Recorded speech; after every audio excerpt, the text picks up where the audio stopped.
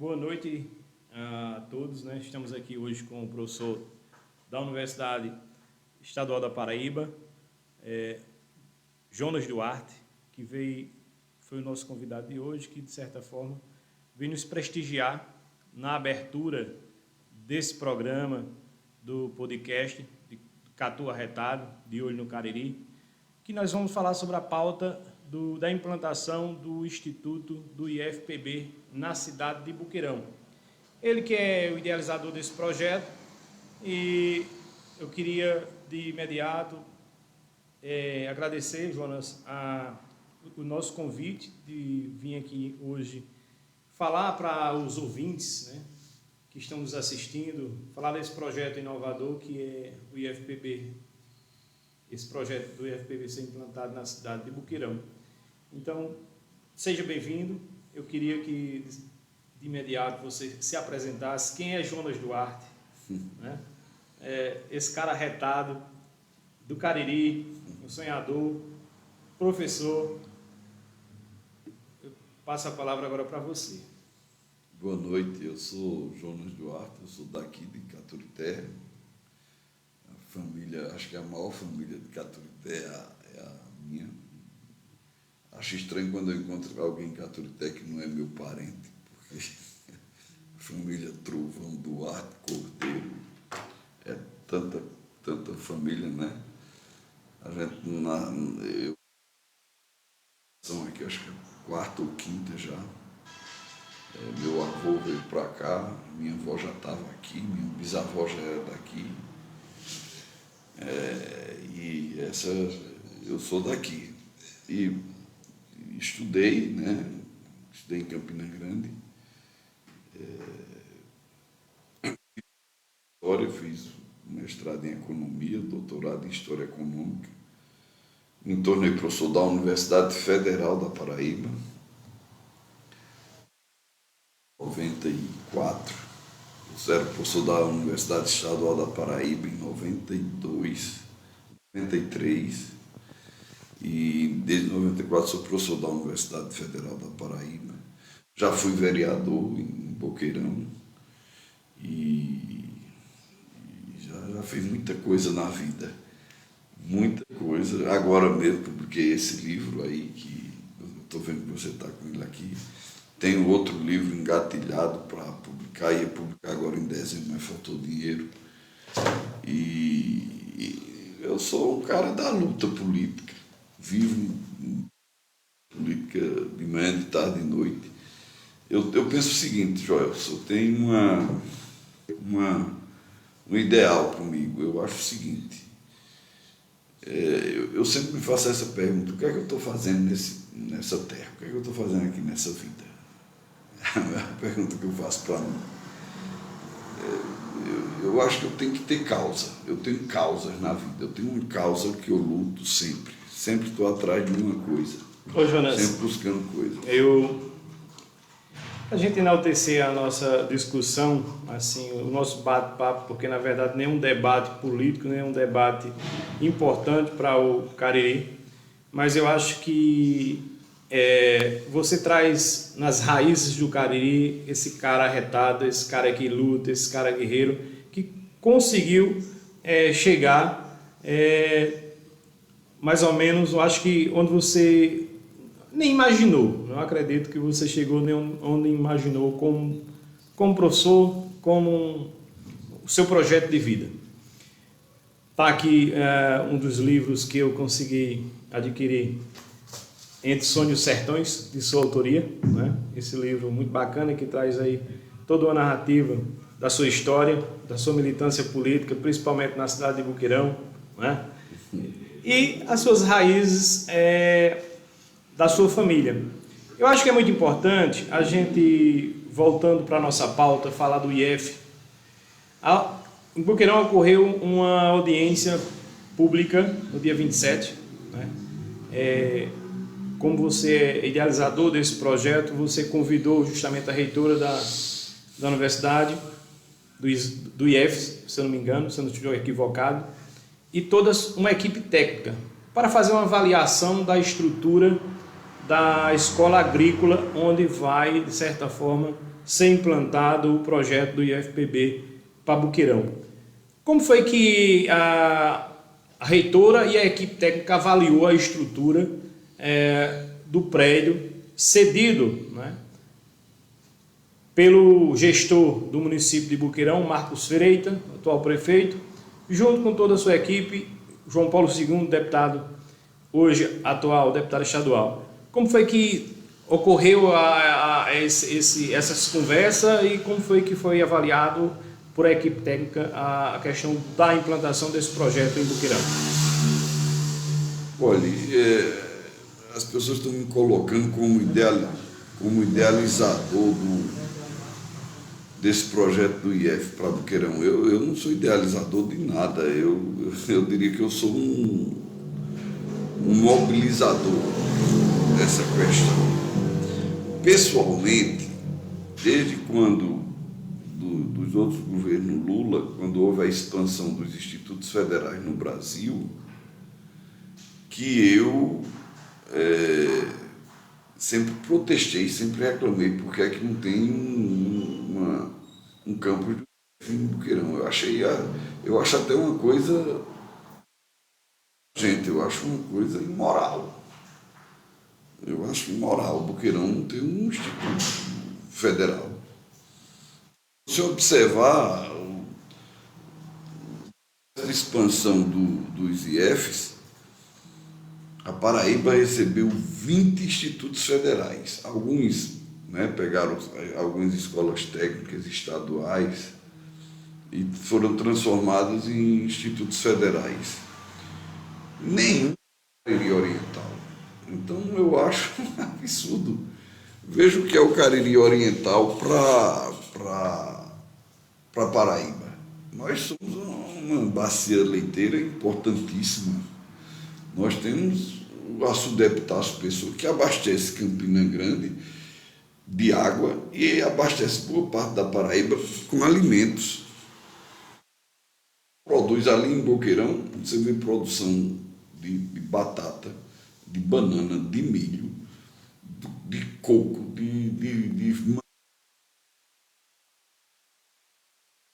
não tem um campus universitário lá, nenhum de profissionalização. Eu acho isso um absurdo. Eu acho que foi uma moleza nossa, uma fraqueza nossa nos primeiros governos Lula. Quando Lula ganhou agora, nos primeiros governos do PT, Lula e Dilma, né? Quando Lula ganhou agora, eu fiquei com essa obsessão. Eu já tinha dito a Marcos, eu tinha sido eleito prefeito, uma das coisas que eu ia lutar era para transformar aquela escola agrícola, que está fechada, a escola agrícola municipal, num campo do IF. Então isso não era uma ideia minha, isso é uma necessidade histórica premente da região. Então, quando Lula tomou posse, no outro eu já estava pensando nisso. Só para completar, eu faço parte de 2 comissões pedagógicas nacionais do governo, né? Uma comissão do PRONERA, Programa Nacional de Educação e Reforma Agrária, uma comissão da SECADI, que tem a Comissão Nacional de Educação do Campo. Então eu lido o tempo todo com o pessoal do MEC, do Ministério da Educação. E eu sempre me perguntando, eles sempre dizem lá, o Brasil tem 700 institutos federais de educação, e eu digo 700, vai pular para 1.000, nenhum ser no Cariri Oriental. Nós vamos ter 1.000 institutos federais de educação no Brasil, nenhum no Cariri Oriental. Eu acho isso imoral. Então eu acho que é um direito nosso. Eu só estou animando a galera para isso. Eu não tenho aresta política com ninguém. E a gente sabe que essas questões são políticas. Então fui atrás do prefeito Marcos e saí mobilizando através de Marcos. Tivemos o apoio logo da deputada Cida Ramos, que é minha amiga de muitos anos, e tive o apoio do deputado Luiz Couto, que é um amigo nosso, que nós temos, e que sempre tem uma boa votação nessa região.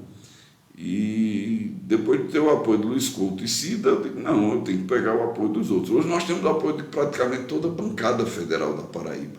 O senador veneziano está comprometido com isso. o Rodrigues está comprometido e nós estamos aumentando nossa área de influência. A reitora teve aqui sábado, dia 20, na sexta, dia 27, e com a equipe técnica, né, da Pró-Reitoria de Graduação e da Pró-Reitoria lá de Infraestrutura, e deixou 2 diretores aqui, o diretor do campus de Pedras de Fogo e o de Souza, representando ela. Veja, ela, lógico, aquela escola agrícola encanta qualquer pessoa, mas ela fez algumas observações. A gente precisa gastar um dinheirinho ali na escola, fazer rampas de acesso, rampas para pessoas com deficiência. Eu creio que nós temos o fundamental, o básico, para ganhar esse F. Deixa eu explicar uma coisa aqui para quem está nos assistindo. O governo federal vai lançar agora, em novembro, um edital com os municípios que estão pleiteando os institutos federais, para esses municípios apresentarem a contraproposta que o governo federal exige. Uma dessas contrapropostas que o governo federal exige é um terreno, e eu acho que a gente sai na frente. Eu creio que a Paraíba, segundo a reitora, um passarinho contou a ela que a Paraíba vai receber 5 institutos federais. Então, eu estou contando que nesses 5, Boqueirão seja contemplado. Agora, Boqueirão tem que fazer a sua parte. Concordo. Não pense que o instituto vai chegar sem Boqueirão agir. Documentação sobre aquele terreno está com um problema da documentação junto ao DENOX. Nós temos que resolver isso. Temos que resolver essa questão da rampa de acesso. Mesmo que a gente não construa as rampas de acesso nas salas de aula, mas que a gente se comprometa a fazer isso, uma emenda parlamentar, alguma coisa assim. Basicamente só é isso, o resto nós temos. Ô Jonas, mas eu acho assim que fica fácil, até porque existe um engajamento, na verdade, de deputados, com o próprio deputado do Cariri, da região, né, João Paulo II, como também a deputada Cida Ramos. Temos pessoas engajadas que são professores de universidades, que são professores de campus do IFPB. Né? Então, assim, eu acho que Boqueirão hoje tem praticamente 90,8% que esse projeto seja implantado, o IFPB na cidade de Boqueirão. Porque a partir dessa audiência pública, dessa vistoria técnica que foi realizada agora no dia 27 na cidade de Boqueirão, tiveram presente Marcos Freitas, o vice-prefeito Moisés Leal, o deputado João Paulo II, né, a deputada Cida Ramos, o prefeito de Barra de São Miguel, se eu não estou equivocado, João Batista. Também esteve presente lá prefeito de Caraúbas. Teve o prefeito de São Domingos do Cariri, secretária de Educação de Cabaceira, secretária de Educação de Caturité. Então, assim, tem o engajamento de todas essas cidades do Cariri, né? O vice-prefeito também de Barra Santana do Riacho. E também esteve lá um amigo nosso, que eu acho que foi o professor Fábio Maia, né, que já foi secretário de Ricardo Coutinho. Ele estava ou não? Não estava? Então é outro Fábio. Eu pensei que seria Fábio Maia, que seria Fábio, professor de matemática, que foi secretário da outra gestão.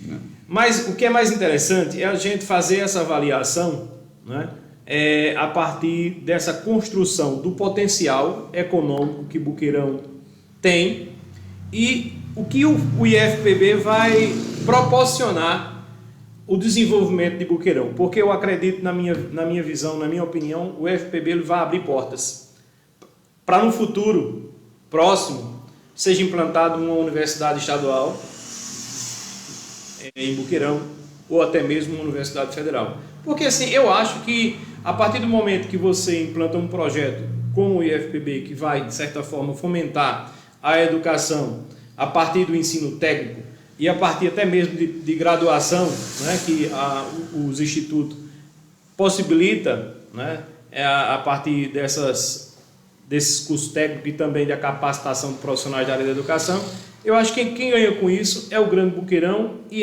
o Grande Boqueirão, quando eu falo, é toda a região do Cariri Oriental. E eu acho que é muito importante a gente frisar isso, esse engajamento, esse envolvimento dessas pessoas com o mesmo objetivo. De certa forma, é aplausível, porque assim, a gente que é professor, a gente que de certa forma traz discussões bacanas sobre a questão da inclusão social, como você acabou de pontuar, a questão da infraestrutura da escola, a partir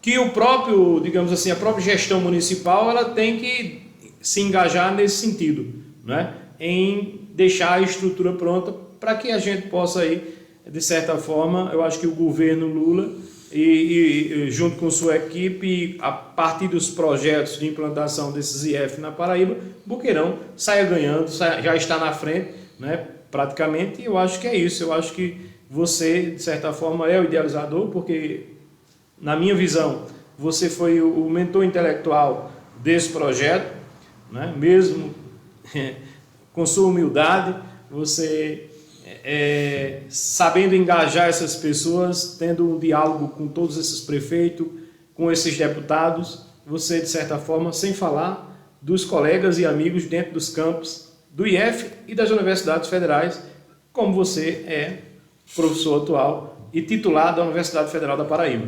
Então eu quero parabenizar você de antemão, nós estamos aqui ao vivo, pedir desculpa também aos nossos ouvintes, porque nós prometemos que iríamos fazer essa transmissão por 3 canais, o YouTube, a página do Catu Arretado, o Instagram e o Facebook. Houve problemas técnicos, mas já estamos resolvendo, né, para melhorar e atender o nosso público e a audiência.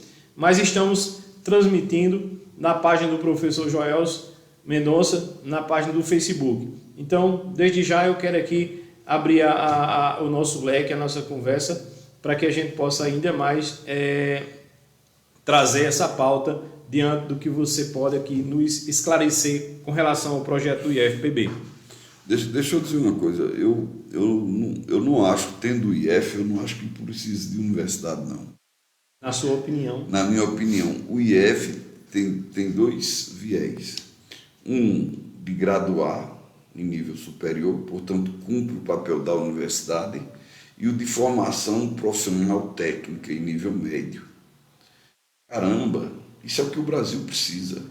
Com essa tarefa extraordinária que o IF tem de interiorizar a educação. Então, essa foi a sacada de Lula lá em 2004, com o primeiro processo de expansão do IF. As universidades brasileiras, elas são ótimas, as universidades públicas brasileiras é o que melhor a gente tem, mas ela não tem capacidade de penetrar no interior, ela não tem capilaridade. Então ficou muito mais prático você formar mão de obra técnica no interior e graduar direcionado para a aptidão de cada local. Então essa é a sacada do IF. Por exemplo, o campus de Boqueirão, do IF, precisa ser um campus agrícola.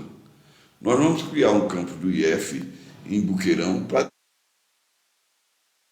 moda. Não tem lógica. Não tem lógica. Esse daí está sendo em pedra de fogo para ciências contábeis, provavelmente vai ser criado um também em Queimadas. Mas o campus do IF de Boqueirão vai ser um campus agrícola. Tem um viés agrícola. E precisa ali em Boqueirão a gente formar uma mão de obra, ali em Boqueirão não, aqui no Cariri regional, no Cariri oriental, formar uma mão de obra para a gente avançar cientificamente de como produzir essa coisa extraordinária que é Caturité, que é Boqueirão, de produzir leite. Eu sou impressionado com a capacidade de trabalho desse povo. Eu sou deveras impressionado. Eu fico assim, ali nas Emas, onde eu tenho um sítio, eu vejo os produtores de leite ali. Olha, eu não conheço um povo trabalhador como esse, em lugar nenhum, e com a capacidade de produzir. Agora, precisa a gente avançar cientificamente e tecnologicamente nisso aí. Então, o campus do IF em Boqueirão precisa preparar o pessoal nessa lógica científica atual, contemporânea, do que acontece em termos de produção agrícola, de pecuária, de turismo. Poucas regiões da Paraíba têm um potencial turístico que nós temos aqui. Você já imaginou pegar aquele açude de Boqueirão e transformar aquilo dali num espaço de turismo para gerar emprego, para gerar renda? Já pensou o passeio turístico que dá nessas serras, nesses passeios de trilha, essas coisas que tem? Então precisa pensar isso cientificamente, tecnologicamente, para apresentar para políticas públicas nessa direção. Piscicultura, a piscicultura e a aquicultura e toda a parte de produção de frutos, de peixe, de camarão, de tudo que pode ser produzido ali. É vergonhoso. Nós temos hoje aquele açude maravilhoso. Eu fui comer um peixe em Boqueirão outro dia, me disseram que o peixe vem de Paulo Afonso. Oh, é brincadeira, né? Não, mas é verdade. Eu fiquei chocado. Boqueirão tem que ser... O potencial que Boqueirão tem... Boqueirão tem que ser o grande produtor de peixe daqui da região. Boqueirão precisa ser o grande produtor de banana, como é hoje, mas assim, com técnicas que não use agrotóxico, que seja algo leve, suave, saudável. Então, a gente precisa de mais desse campo do IF lá.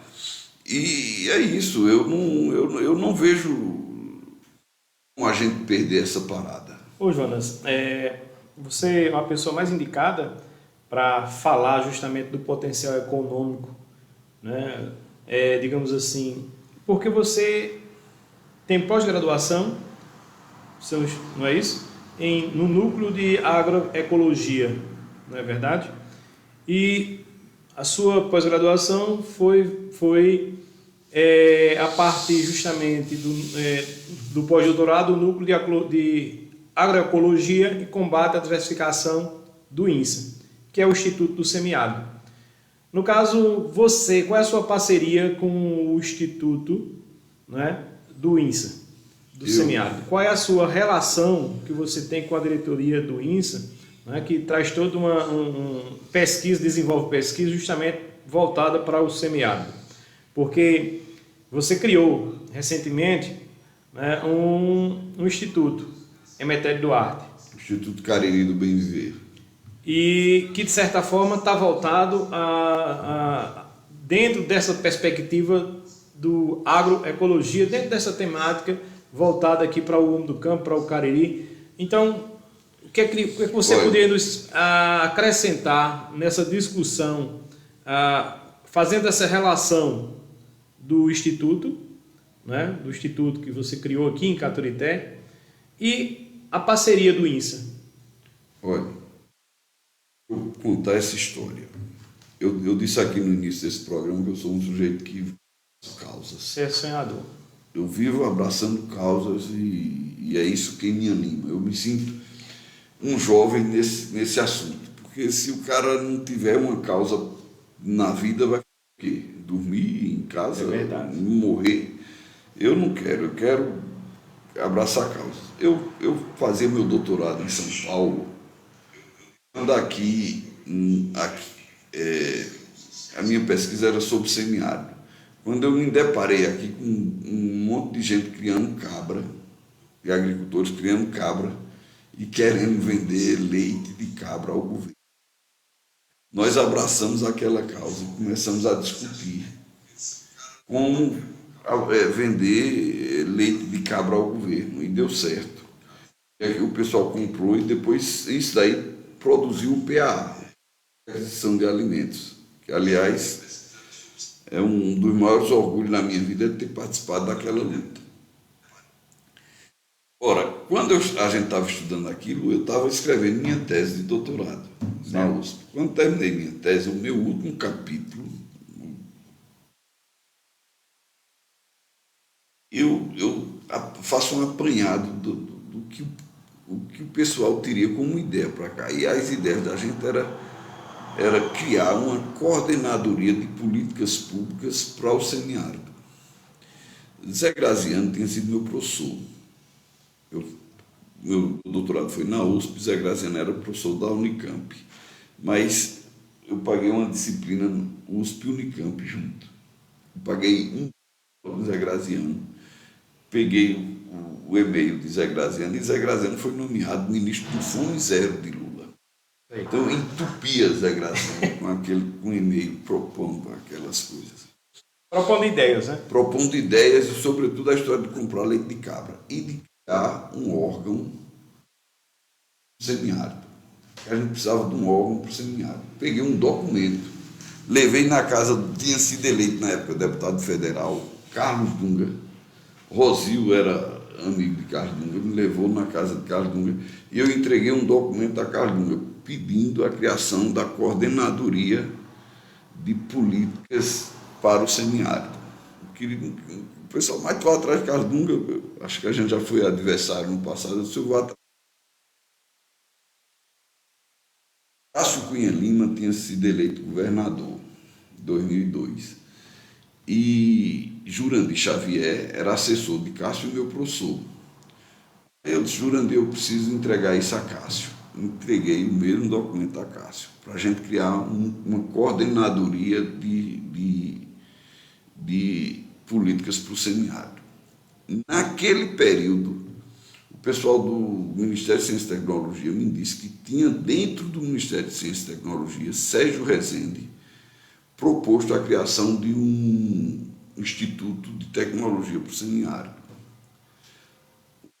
Uma coisa com a outra, Cássio Cunha Lima cedeu o terreno, Ariano Suassuna pediu para a Cássio Cunha Lima o terreno para o INSA, o Instituto Nacional do Semiárido, ser em Campina Grande, e o neto de Arraes, Eduardo Campos, era ministro de Ciência e Tecnologia, era ligado a Lula, pediu o INSA a Lula e se criou o Instituto Nacional do Semiárido e Ariano Suassuna pediu para trazer para Campina Grande, junto com Cássio Cunha, e trouxeram para Campina Grande.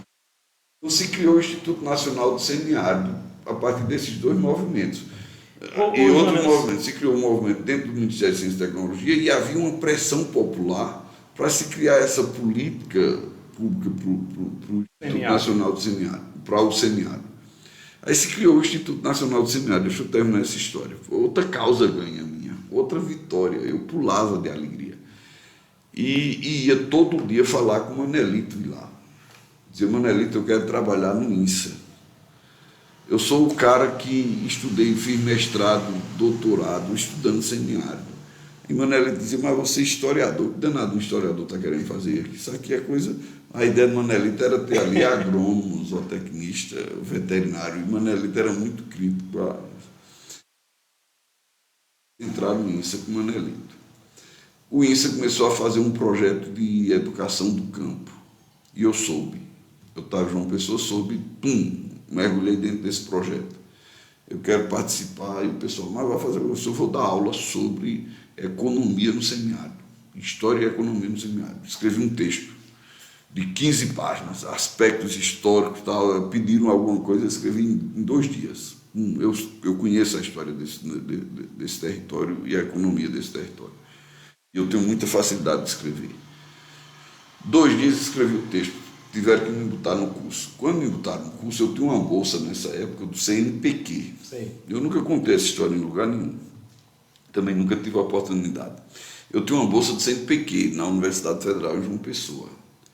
Aí eu estava viajando para a Venezuela, no aeroporto. Eu ia viajar para a Venezuela, passar 15 dias na Venezuela. Me ligaram do INSA. Sou o diretor de pesquisa do INSA, está querendo convidar o senhor, tal, assim. Passa para ele. Ele mandou um e-mail para mim com a proposta. Era para eu receber uma bolsa do CNPq de 3 meses e ir para o INSA. Eu tinha uma bolsa no CNPq de 1 ano na UFPB. Eu disse, como é que eu vou fazer? Vou perder a bolsa de 1 ano para ganhar uma bolsa de 3 meses. Mas eu, só pelo fato de ser no INSA, eu abri mão da minha bolsa de 1 ano e vim embora para Campina Grande, para o INSA, assumi a bolsa de 3 meses e passei lá 6 anos, inclusive recebendo bolsa do CNPq. Então, trabalhei muito no INSA, conheço aquilo dali tudo. Quando deram o golpe em Dilma Rousseff, eu tinha sido escolhido para ser coordenador de pesquisa do INSA. E eu fiquei numa situação, me sentindo muito mal. Tanto não estava gostando da função, antes da minha nomeação sair, eu fiquei exercendo a função. Não estava me sentindo bem, não estava achando que estava a contento, e não estava gostando do jeito de administrar do diretor. E quando Temer assumiu, eu digo, eu não vou ter no meu currículo uma portaria assinada por um ministro golpista, por um governo golpista, como esse governo de Temer. Escrevi uma carta, renunciei, e desde, isso deve ter sido 2016, 2017, eu não trabalhei mais nisso. Quando veio, aí chegou o período de eu fazer o meu pós-doutorado. Então eu apresentei um projeto para o INSA, no Núcleo de Agroecologia e Combate à Desertificação, coordenado por Aldrin, que mora ali em Boqueirão, que é daqui, da nossa região também. E aí ele me aceitou e eu fiz o meu pós-doutorado. Se tem uma coisa que eu gostaria de ser hoje, era diretor do INSA, porque eu entendo de semiárido, eu sei o que é o semiárido. Eu não quero ser prefeito, não quero ser deputado, não quero ser nada dessas coisas, mas eu gostaria de ser diretor de um instituto para desenvolver pensamentos, ideias, projetos tecnológicos, científicos para o semiárido. Eu acho que eu estou capacitado, gabaritado para isso. Isso é uma coisa que eu acho que eu tenho condições de fazer hoje na vida, assumir um órgão daquela natureza. Mas no momento, veja, a última diretoria do INSA ainda foi escolhida no governo Bolsonaro. Eu nem concorri, eu não tinha. Todo mundo me conhece, sabe que eu tenho aversão a Bolsonaro e aquele fascista. Para mim, o Brasil não precisava ter passado por aquela experiência. Então, eu nem concorri, mas agora o governo Lula vai abrir proximamente aí o processo de busca do Comitê de Busca do INSA, e eu sou o primeiro a me candidatar. Eu sou candidatíssimo à direção do INSA. E um candidato forte, né? Pelo currículo que Jonas Duarte tem. Não conta isso, para mim não conta o currículo, para mim conta o potencial. A minha paixão pelo semiárido, a minha capacidade de articular. Eu tenho capacidade de articular e eu sou competente nesse tema de semiárido, eu conheço. Eu acho que você, na minha opinião, porque eu acho que, voltando um pouco para a gente, digamos assim, potencializar essas discussões, e com relação principalmente ao INSA, eu acho que é uma das pessoas pretensas, como você acabou de afirmar aqui para a gente, e uma pessoa muito capacitada pelo potencial, pelo currículo que você tem, pela história, por conhecer de perto o Cariri Oriental. Né? O Cariri Oriental não, eu conheço de perto esse semiárido todo. O semiárido, né? Todinho então, eu acho que traz toda o semiárido é grande, né, Jonas? É grande, 1 milhão então, de quilômetros quadrados. Mas eu conheço do Vale do Jequitinhonha, em Minas Gerais. Eu conheço aquilo ali, Vale do Jequitinhonha e de Murici. Ali. Você conhece a realidade? Conheço aquilo dali. Conheço econômica, todo política o sertão e social. Baiano. Não, assim, a fundo como eu conheço isso aqui, não. Mas conheço aquele sertão baiano todinho, vivo dando na Bahia. Joel, eu sou muito mais convidado para dar cursos nas escolas famílias agrícolas na Bahia. A UNEB tem 18 campos. 18 campos na Bahia, a UNEB. Não tem um mês que eu não dei uma palestra na UNEB sobre semiárido. Porque a Bahia é maior do que o Brasil, parece. É enorme. Então, conheço aquele sertão de Canudos, sertão de Belo Monte, o sertão de Irecê, conheço toda a região da Bahia. Conheço o Rio Grande do Norte muito bem. Conheço a Alfessa, conheço o sertão do Cabugi, no Rio Grande do Norte. Conheço o sertão de Pernambuco. Meu doutorado, eu fiz pesquisas em Petrolina. Fiz Juazeiro da Bahia. Meu pós-doutorado, eu tive um pós-doutorado aprovado para ir para Juazeiro da Bahia. Eu não fui porque na época eu não tinha como sair da UFPB. Então, modéstia à parte, Eu conheço o território semiárido. Conheço o território semiárido dos livros, academia, da literatura sobre ele, mas eu conheço da vida do povo. É isso que eu quero dizer. Eu conheço como vive esse povo, a história desse povo. Eu fiz pesquisa em Belém do São Francisco, fiz pesquisa em Várzea, aqui no Seridó, fiz pesquisa em São José do Sabugi, São João do Sabugi, São José do Sabugi. A gente fez pesquisa por todo lugar, eu já bati esse território semiárido. Quando a gasolina era barata, você sabe qual era o meu esporte? Era viajar? Era entrar num carro, eu tinha um Gol branco, e conhecer esse lugar. Minha tese de doutorado, eu passei 2 anos e meio viajando o semiárido. Eu peguei todos os projetos, Joelson, todos os projetos da Sudene, Prohidro, PAP, Projeto Sertanejo, todos eu dribulhei, eu estudei, está na minha tese, os objetivos, quantas pessoas alcançou, os assentamentos que fizeram. Realmente, você... O Projeto Sertanejo. Então, eu sou um sujeito preparado para entrar no semiárido. Você tem conhecimento de causa. Sobre o semiárido eu conheço. Conhece. Na verdade, assim, você... além... Eu passei 3 meses da minha vida indo todos os dias na Sudene, em Recife. Pegava o ônibus de manhã em João Pessoa e na Sudene e estudar aqueles projetos. Peguei o Etene no Ceará. Etene ou Setene? Etene. E pesquisei tudo ali do Banco do Nordeste. Confere aí se está ao vivo. Tá. Então, eu me preparei para um órgão como isso. Agora deixa eu lhe dizer, o comitê ele é científico, mas ele tem um fator político. E eu não tenho nenhum político. O apoio político, eu tenho apoio, claro, eu tenho apoio. Jonas, essa direção desses institutos federais, me corrija se eu estiver errado, existe uma relação muito forte desse vínculo político, dessa relação política, de indicação política. Do INSA. Do INSA, né? Eu falo do INSA, do Instituto do INSA. Existem aqueles apadrinhamentos ainda, né? Muito forte, ou não? Ou é através de chamada pública de edital que você participa e você consegue, de certa forma, ser pleiteado, Deixa eu dizer como é.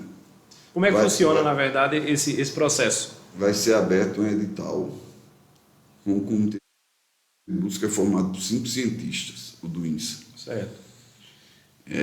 Então, esse comitê de busca, ele vai analisar não é uma prova, é um texto que nós mandamos para lá, uma carta. A partir daí ele vai ter uma aula pública, a gente faz uma aula pública apresentando nosso projeto, depois tem uma entrevista e depois eles vão contar o currículo. Na verdade, são as etapas de avaliação de um processo, por exemplo, de mestrado, de doutorado, praticamente a estrutura desse processo. Terminado esse processo aí eles mandam uma lista tríplice. Quando eu participei, eram 11 candidatos. Aí foram selecionados 3. Aí manda para o governo federal. O governo federal indica 1. Sei que não existe política nesse processo, embora seja um processo tão formalmente organizado pelo mundo científico, acadêmico, é ingenuidade. Porque eu mesmo fui atrás e disse, olha, é preciso nomear esse que está na lista tríplice. Jamais eu iria buscar alguém na lista tríplice. Agora, na hora que tem alguém ali no Brasil, onde você for, tem interesses políticos. E outra coisa, é verdade. Joelson, olhe bem, o governo anterior, ele tinha direito de indicar alguém para gerir o instituto com afinidade com o governo anterior. Eles indicaram a atual diretora do INSA, é uma pessoa muito boa, eu gosto demais, pessoa afinada com o governo Bolsonaro. Eu acho que seria um desrespeito ao eleitorado do Nordeste, que votou em Lula, manter alguém que seja vinculado, que tenha passado por um processo de seleção, que tenha sido indicada pelo governo Bolsonaro para gerir um instituto do território que deu mais voto a Lula. Eu acho que seria um contrassenso. Concordo. E precisa ser alguém afinado com o projeto Lula para o semiárido. Precisa ser, eu só falta dizer, precisa ser Jonas Duarte, mas precisa ser alguém afinado com o projeto que Lula. tem uma boa relação, na verdade, e que, sem falar dos atributos que você acabou de atribuir aqui, né? A sua potencialidade, né? De ter condições de estar à frente do INSA. Eu acho que é uma das pessoas fortes indicada do PT a participar do processo? Não, eu não sou filiado a nenhum partido, mas eu tenho certeza que o PT me apoia. O PT da Paraíba e o PT nacional me conhecem. Eu não sou filiado ao PT, mas eu acho que ninguém fez campanha para Lula no Brasil. Nenhum petista fez mais campanha para Lula do que eu. E me apresento em termos de apoiar o projeto do governo Lula como eu. Grande militante do PT, Jonas Duarte. Eu não sou filiado, nem vou me filiar, mas eu sou um militante petista. Aliás, as pessoas me chamam de petista o tempo. Petista, comunista, o diabo, mas eu não me preocupo com isso. Eu defendo ideias. A última vez que eu fui filiado a um partido foi em 1992. Na realidade, eu fui filiado em 1990. Eu me filiei em 89, na campanha de Leonel Brizola. Eu tive a honra, tenho a honra e o orgulho de dizer que me filiei ao PDT numa ficha de filiação assinada por Leonel Brizola. É uma pessoa que eu admiro muito, um político espetacular. E em 92 eu me desfiliei do PDT. O PDT estava ganho pela direita, eu saí dali. De lá para cá não me filiei mais em nenhum partido. Nenhum vínculo com nenhum. Agora, por exemplo, 2002 votei em Lula, 2006 votei em Lula, 2010 votei em Dilma, 2014 votei em Dilma, 2018 em Haddad, 2022 em Lula, e fiz campanha em todos esses anos para esse candidato e defendo esse projeto, porque eu defendo um projeto progressista para o Brasil, eu defendo um projeto desenvolvimentista, um projeto com um viés inclusivo, de inclusão social. Peraí, né? Eu sou professor de história, eu sou economista, eu sei quem defende o que é melhor para esse povo do Nordeste do que está aí. Eu não defendo Lula porque eu gosto da barba de Lula, ou dos olhos de Lula, ou da voz rouca de Lula. Eu defendi Lula em função de um projeto. Eu sei o que eram essas terras aqui antes do governo Lula, que era fome. Eu me lembro dos meus sobrinhos indo pro colégio ali, saindo da Zema ali, no carro do menino Nequim, eu esqueci do nome dele. Era no pau de arara, né, doutor? Era no pau de arara, chovendo, os meninos debaixo da lona e o carro rabiando na lama. Uma vez eu vim de Campina Grande, peguei o carro aqui de Caturité, de saída da entrada para as Emas. Eu fui com Gera, na caminhoneta de Gera, a caminhoneta deu prego, a gente torou na lama. Ia no canto. Torou na lama, eu e os estudantes. Era sofrimento. Até lá. Lula colocou ônibus escolares para todo mundo. A mais linda do mundo. O ônibus passa na porta das pessoas para estudar. Que coisa, aquilo é uma revolução. Depois colocou esse Bolsa Família, que o cara não tem que estar ganhando diária de R$10. Uma diária aqui era R$10, R$12. Era humilhante, era semi-escravidão. Então eu vi isso. Casa de Taipa. Se está me disse, só tem 2 casas de Taipa no município de Caturité.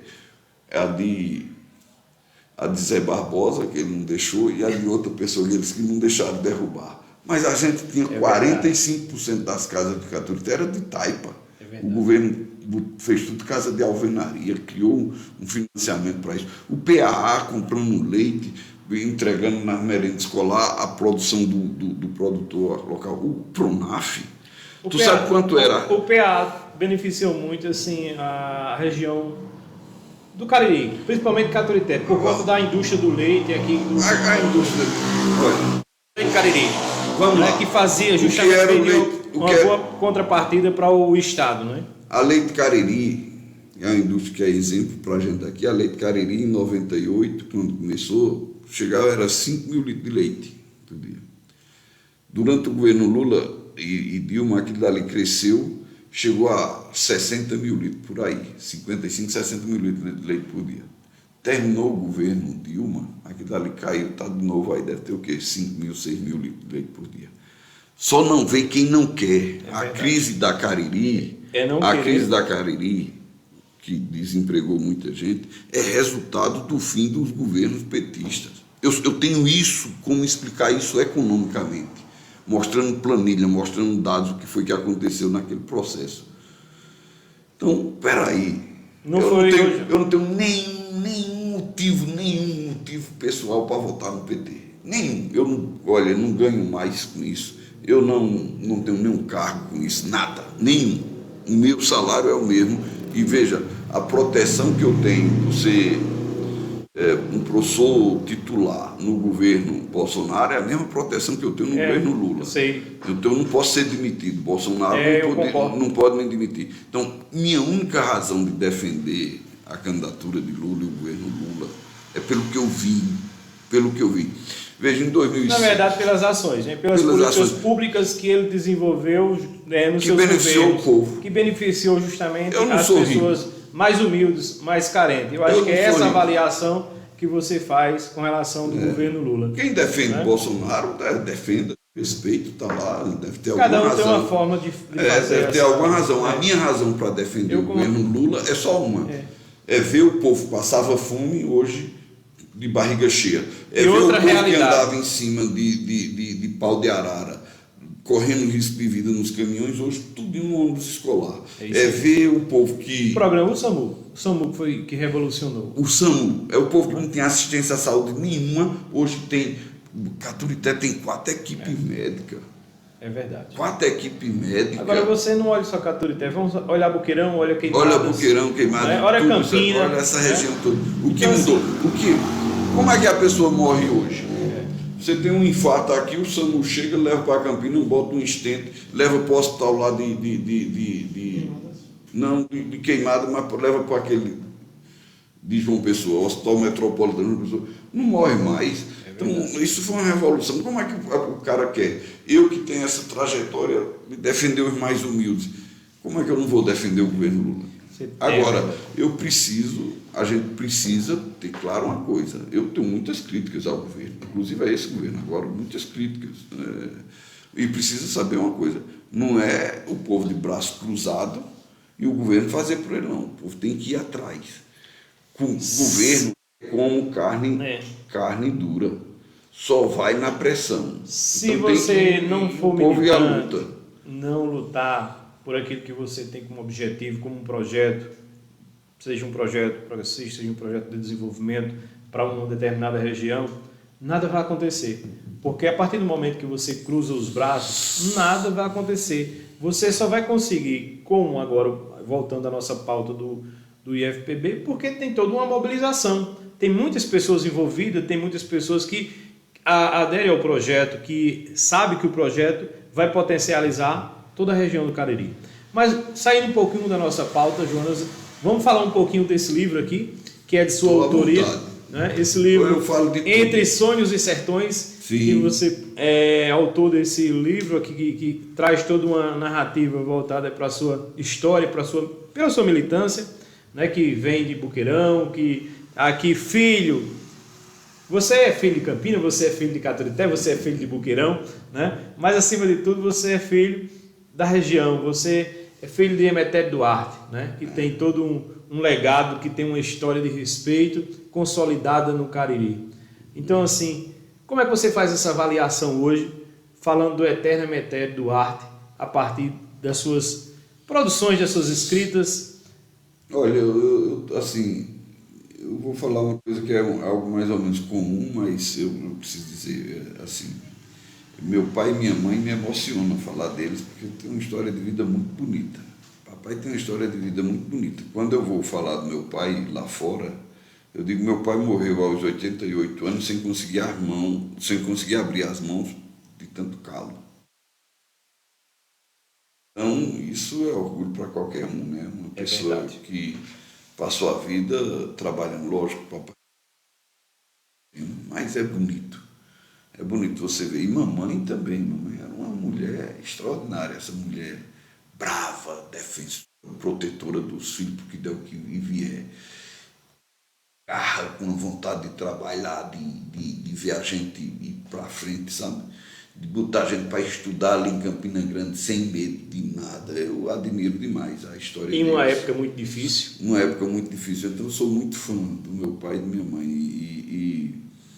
E assim, tudo que a gente é, né, deve ao pai e à mãe. Eu também tenho muita dívida com meus irmãos, eles, sabe? Porque, de certa forma, foram eles que me criaram. Porque o papai e mamãe viveram aqui no sítio e eu fui criado pelas minhas irmãs mais velhas. Meus irmãos mais velhos, eu sou o caçula, só tenho uma irmã mais nova. Quem é o irmão mais velho? É Damião, Teteto é o encostado, e a irmã Maria Lola, Damião, Teteto, menininha, eu. Então Eles estão aqui, eles estão nos assistindo, né? Pois então, o Damião Duarte está aí, ele está justamente parabenizando aí o professor Jonas. O Erinaldo Vidal também está aqui nos ouvindo, né? Ida Maria Cordeiro também está aqui nos aplaudindo, né? Haroldo do Bode também está aqui nos parabenizando. Tem muitas pessoas aqui nos ouvindo. Quer dizer que agradecer a audiência dessas pessoas, embora a gente não está podendo ainda dar um backup, justamente está aqui fazendo uma ressalva maior com relação a essas pessoas, porque por uma questão de problema técnico, mas nós estamos aí, vamos melhorar a nossa transmissão e vai dar tudo certo. Então, um forte abraço aí para os colegas, os amigos que estão nos ouvindo. Eu quero também mandar um abraço aqui para o nosso amigo Ninho, né, que é ali de Emas, ele é da comunidade de Emas, que foi ex-vereador aqui de Caturité, né? E outras pessoas. Eu estava hoje falando com o Erinaldo, que é lá de Pedra d'Água, estava falando com o Antônio Severino, que é aqui da região, e mandar também um abraço para essas pessoas, porque, de certa forma, foram aquelas pessoas que, quando eu disse, eu vou colocar um podcast em Caturité, e elas, rapaz, é importante para o município de Caturité, porque é um meio de comunicação, já que Caturité não tem nenhum meio de comunicação, e a gente trazer essas pautas, essas discussões voltadas para o Cariri, Jonas, eu acho que é muito importante, muito pertinente, né? A honra que nós temos aqui em estar recebendo você hoje, né, aqui nos nossos estúdios, é uma honra, é um prazer estar conversando esse bate-papo com você, falando sobre os projetos visionário, né, porque é um projeto visionário para Buqueirão, para a região do Cariri. Mandar um abraço também para o meu amigo Doda, lá de Serraria, que é conhecido como Doda de Caturité. Então, essas pessoas, e enfim, as pessoas que estão aqui na audiência, ao vivo aqui, embora eu não estou conseguindo visualizar todos, mas um forte abraço a cada um, essas pessoas que estão aqui nos dando o privilégio dessa audiência de hoje. Então, vamos voltar aqui para a nossa pauta de agora, falando um pouco, né, da história aqui das escritas, certo, né, desse livro, né, que é de sua autoria, dessa obra, que eu acho uma obra muito interessante, né? Eu já li, não todo, mas uma parte, e eu fiquei encantado pela forma da escrita, né? Você que conseguiu trazer essa narrativa sobre o título do próprio livro, Entre os Sonhos do Sertão. Isso tem a ver com o próprio título, Catu Arretado, que fala do homem do campo, do Cariri, daquele cabra da peste. E aí eu acho que isso é muito importante a gente trazer essas discussões hoje. Então eu queria que você fizesse uma narrativa aí da escrita desse livro. O que foi que levou você a escrever esse livro aqui? Eu acho que se eternizar nessa escrita. Eu tenho condições de responder isso bem rápido. Eu tenho uma insônia terrível. Então eu estou muito cansado aqui, eu estou chegando de Caruaru, eu estou muito cansado. Então eu durmo rápido. Eu me deitar agora, eu durmo. Mas aí eu acordo de madrugada e não durmo. Sem dormir, pensando nas coisas, eu perco o sono. Essa tragédia na Palestina, esse massacre na Palestina, tem me tirado o sono. A mãe que matou seu próprio filho em João Pessoa, essas coisas, quando eu não posso assistir notícia, não posso. Isso me comove muito e faz eu perder o sono. Aí eu preciso escrever. Não preciso escrever. Você gosta de escrever mais nas madrugadas. Então eu saio para escrever ou no computador, e agora tem esse danadinho desse celular que a gente escreve. Então o que acontece? Eu escrevo e mando para algumas pessoas.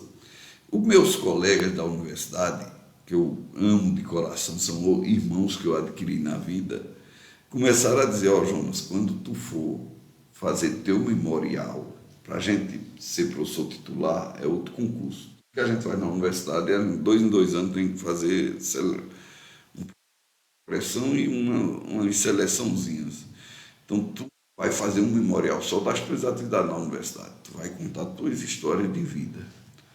Aí botaram isso na minha cabeça, né? Aí eu, por conta disso, atrasei 5 anos o meu memorial. Não consegui. Durante a pandemia, eu tive uma Covid psicológica. Eu tinha tanto medo da Covid que eu adoeci de Covid e fiquei mal e meio deprimido. Então eu dizia assim, morreu tanto, eu começava a chorar e fiquei muito mal e não conseguia escrever nada. E perdendo dinheiro, porque meu salário aumentou R$2.000 com esse livro. E perdendo dinheiro, mas não conseguia escrever nada. Eu digo, eu só faço minha defesa se... Aí, quando a pandemia amenizou, aí eu comecei a pegar minha insônia e direcionar para o livro. Eu escrevi o livro em 2 meses, no máximo. Passei 5 anos sem conseguir escrever nada e em 2 meses eu escrevi tudo. E o título, olha, se eu acreditasse nessa coisa eu diria que o título do livro tinha sido incorporação, porque eu não conseguia pensar no título. E eu gosto muito de música, e gosto muito de música instrumental. Então eu coloquei, ali sem conseguir, coloquei o Bolero de Ravel, que é uma música que me emociona muito. Quando eu coloquei o Bolero de Ravel, veio na minha cabeça Guimarães Rosa, Grandes Sertões Veredas. Ali inspirou. Mas, rapaz, isso foi em 1 minuto. Quando eu vejo Grandes Sertões Veredas, assim, claro que o título do meu livro tem que ser Entre Sonhos e Sertões, as minhas utopias, minhas lutas, os meus sertões, veredas de um historiador engajado. Sou eu. Eu digo, o título é esse. Peguei aquela ideia ali na hora, ainda ouvindo o bolero. Mandei para algumas pessoas e todo mundo aprovou. E ainda teve gente que disse assim, eita, tu se inspirasse em Guimarães Rosa? Eu disse, exatamente. Olha que... Na verdade, Guimarães Rosa foi uma inspiração. Mas ser pretencioso, Guimarães Rosa está entre os maiores escritores do mundo. Mas inspirou, né? Me inspirou, pelo menos. Trouxe aquele despertamento do título. Quem está mandando aqui um abraço para você é Haroldo do Bode, né? Aqui de Caturité, mandando um forte abraço para você. Nosso primo, né? Primo, com certeza. Então, todo mundo aqui é parente da gente. É parente, é primo do outro, né? É família. Caturité é uma cidade que é família, todo mundo tem um parentesco. Né? Então esse livro é mais a minha história política. Tem muita coisa que eu não conto aí, assim, de propósito. E eu já estou com outro pronto, que assim, você perguntar alguma coisa disso aí?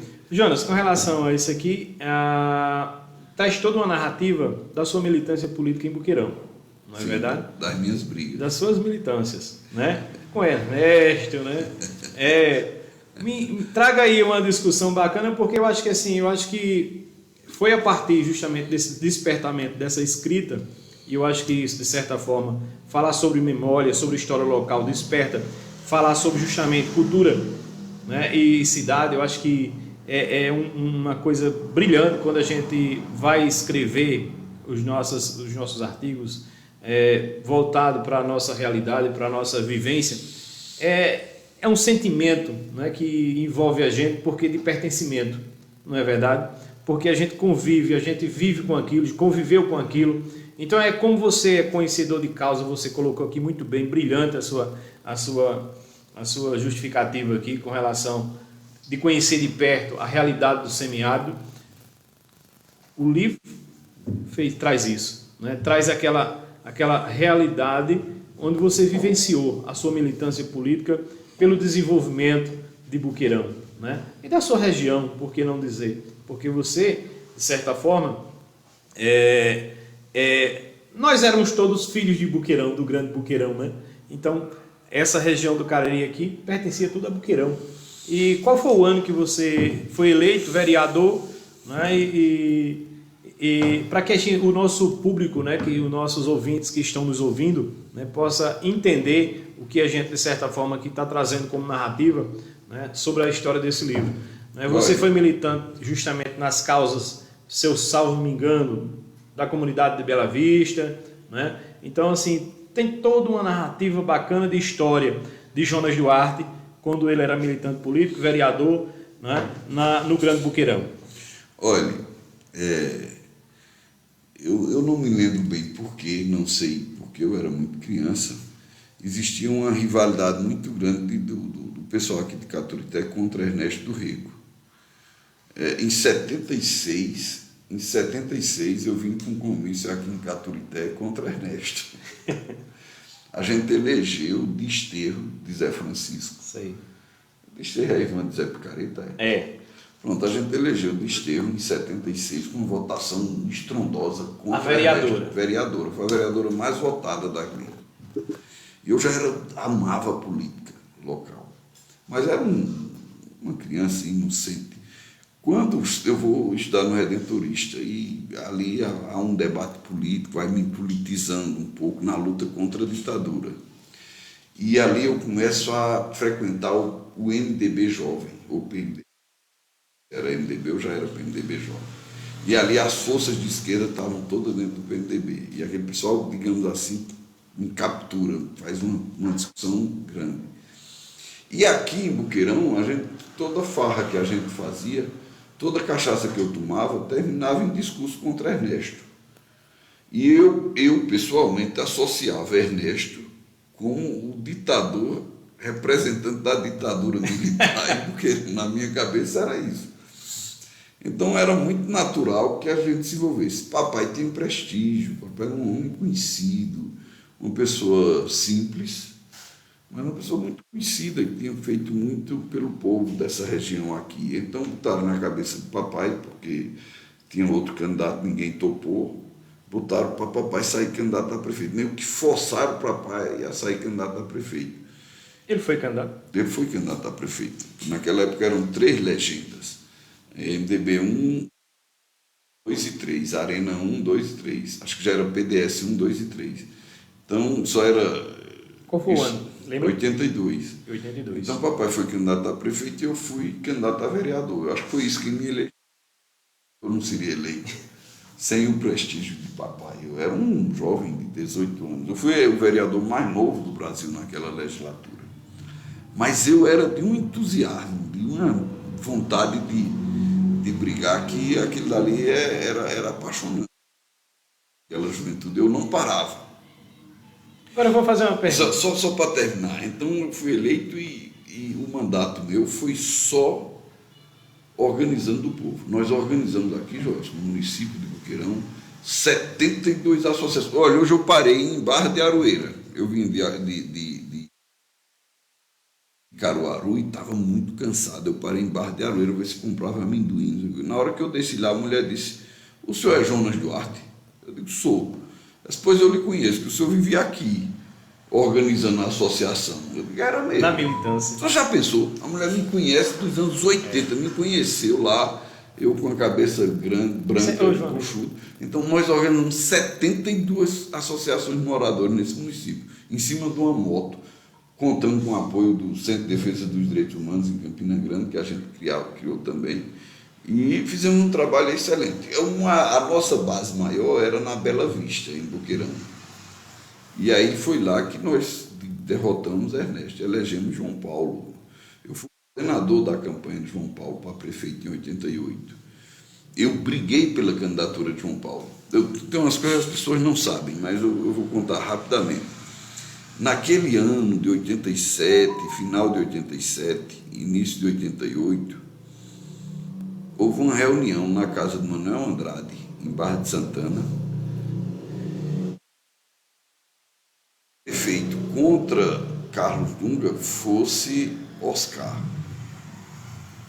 Fizeram a reunião para a gente aprovar se Oscar. E até papai. No caso, Manuel Andrade apoiaria a candidatura de Oscar. De Oscar.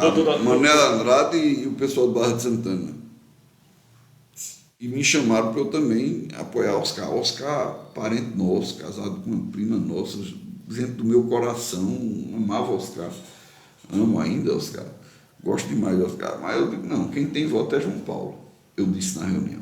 O candidato meu é João Paulo. E minha sugestão é Manuelzinho Andrade.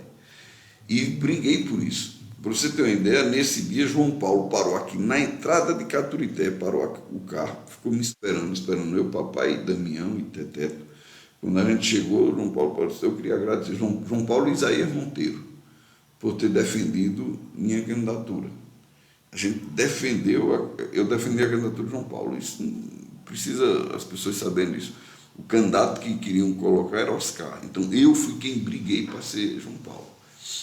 Depois, em setembro, a eleição era em novembro, 15 de novembro. Em setembro daquele ano, no início de setembro ou final de agosto, João Paulo me procura dizendo que quer renunciar à candidatura. Olha, minhas pernas ficaram bambas naquele dia. Eu não sabia se era blefe dele, mas disse que não ia continuar. Não tinha como continuar. A candidatura toda desorganizada. Que eu tinha dito que ia assumir a coordenação da campanha, mas não tinha assumido, ele tinha razão. Eu continuava estudando, eu era... Então eu meio que deixei o curso um pouco de lado. Para se envolver na política. Me mudei para Boqueirão, de Malicuia. Me mudei de Malicuia para Boqueirão, fui fazer campanha com João Paulo, dia e noite. E vencemos a eleição, 44 votos. Então eu conto isso no livro, foi uma vitória belíssima. Lógico, teve muita ajuda ali, é preciso que as pessoas reconheçam. Não era uma campanha pobre, ao contrário do que as pessoas pobres pensam. Tinha uma ajuda financeira boa do filho de seu Alonso, eu não estou me lembrando o nome dele agora. O cara tinha dinheiro. E a gente tinha um apoio importantíssimo ali, que foi o apoio de João Fernandes, que junto com o Buriti, João Fernandes tinha muita força com o Buriti, então conseguia muita coisa para Boqueirão também. Então, isso tudo, mas olha, a gente com 2 vereadores, a gente derrotou Carlos Dunga, que era deputado estadual, e com o apoio da prefeitura. Foi uma campanha muito bonita. Depois, eu e João Paulo, a gente briga. Logo em seguida, João Paulo toma posse e a gente se desentende. Mas, Jonas, o que foi que levou esse desentendimento? Já que você foi o mentor intelectual, digamos assim, né? Até porque quando você passa a assumir a responsabilidade de coordenar uma campanha, toda a responsabilidade de um processo está nas suas mãos. Mas eu fui... E o que foi que, assim, houve um descontentamento por parte da sua parte naquele período, naquela época? Eu atribuo a 2 coisas, medo e imaturidade. Medo de João Paulo, que eu fosse mandar. E imaturidade minha, de não saber conviver com isso. Então eu era muito imaturo, queria que as coisas fossem daquele jeito que eu queria, não fazia concessões, nada. Então, o João Paulo ficou que cara chato, esse cara aqui o tempo todo me cobrando as coisas, né? Então ele quis se distanciar de mim. Acho que ele fez certo, porque a gente tinha um projeto diferente, né? Naquela época. Naquela época. Então, João Paulo me deu, assim, meio que me humilhar, sabe? Dizer aqui você não manda, não. Uma vez a gente marcou uma audiência com o João. Eu estava lá. Ele foi receber de 1h30 da tarde. E às vezes me disseram que não tinha ninguém lá. E ele fazendo aquilo para dar um chá de cadeira. João Paulo isso desgosta a gente demais, né? Ele tinha uma coisa de sentido que eu fico triste com as pessoas. Ele mandava perseguir os coitados que tinham feito oposição a ele. Mandou do senhor lá, que era secretário de Ernesto, ele mandou para trabalhar no cemitério. O cara tem que marcar o ponto no cemitério todo dia. Essas coisas me desgostaram muito. Então, assim, eu digo, meu Deus, Ernesto, outro coronel. Outro coronel na região do Cariri. Então eu fiquei muito triste com aquilo. E, por outro lado, ao invés de eu tentar trabalhar aquilo com ele, eu era muito duro. Eu acho que a idade também, maturidade. A idade, também, a imaturidade. Então, essas duas coisas. Eu nunca tive sorte com político, viu? Nunca tive sorte. Todos os políticos que eu apoio, depois que estão no poder, me abandonam. Tem medo de mim. Deixa Jonas Duarte de lado, né? Mas vamos voltar aqui para a nossa pauta. Eu acho que é interessante, a gente está chegando aqui ao término da nossa transmissão, mas ainda eu vou fazer uma simples pergunta que é lá da sua região, que o nosso amigo Ninho lembrou muito bem aqui, me cobrando nas redes sociais, para lhe fazer essa pergunta.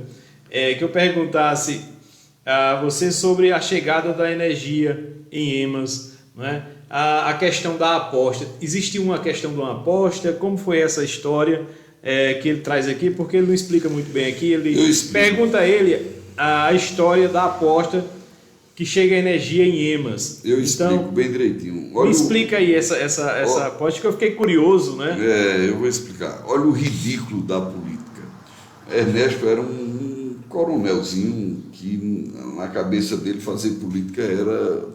O que ele fazia, ele achava que ia fazer por favor. Então, ele tinha um projeto de energia que chegava a energia lá em casa.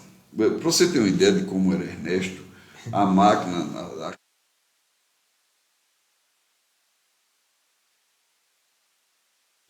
tirar a máquina para não passar, para deixar a gente com estrada ruim. Mas isso não está muito diferente não hoje em dia. Então, Ernesto fazia isso. E quando ele chegou à história da energia, o papai disse, se chegar energia elétrica aqui, eu visto uma saia.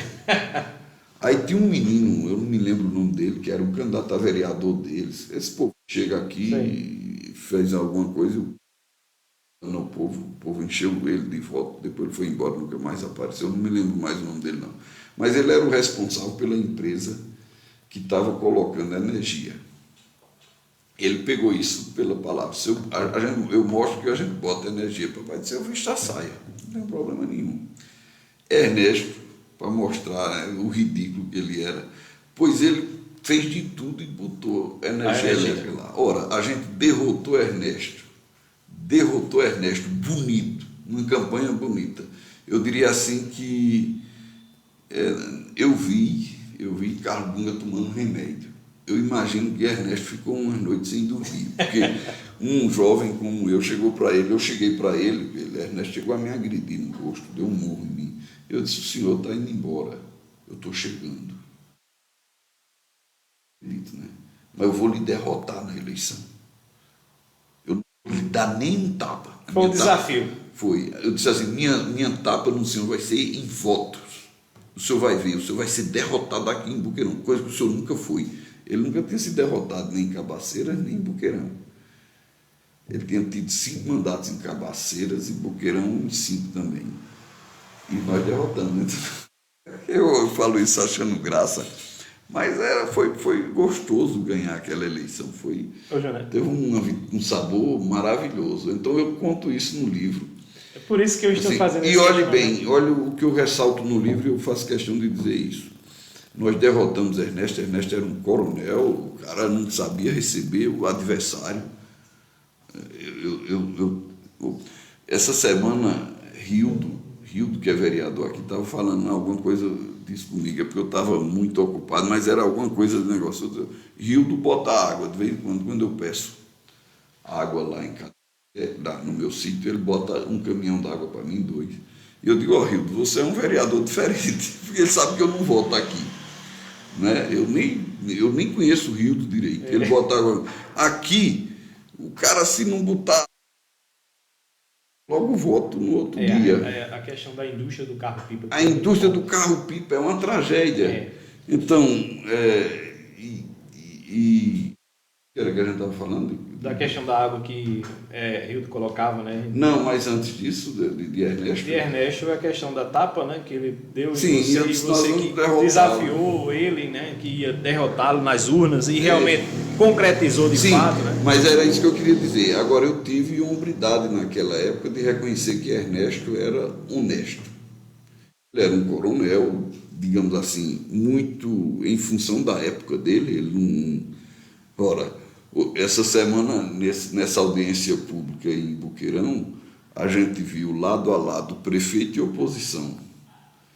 E isso eu acho bonito, a gente está unindo todo mundo. Mas naquela época... Era muito difícil. Naquela época, deixa eu te dizer que se um vereador da oposição me cumprimentasse e Ernesto soubesse, ele dava um carão no vereador. Isso Inácio de Bilil disse na Câmara. Um vereador da oposição, da situação, do lado de Ernesto, não podia votar num projeto meu. Então era guerra mesmo. Se um eleitor de Ernesto, que ele sabia que era eleitor dele, cumprimentasse Jonas Duarte em público, ele me cumprimentava com medo. As pessoas tinham medo. Então, com tudo isso, eu me danei atrás. Eu era vereador e fui atrás de ver se Ernesto era... Se tinha um desvio, né, que eu falasse dele. Não tinha nada. O homem era honesto.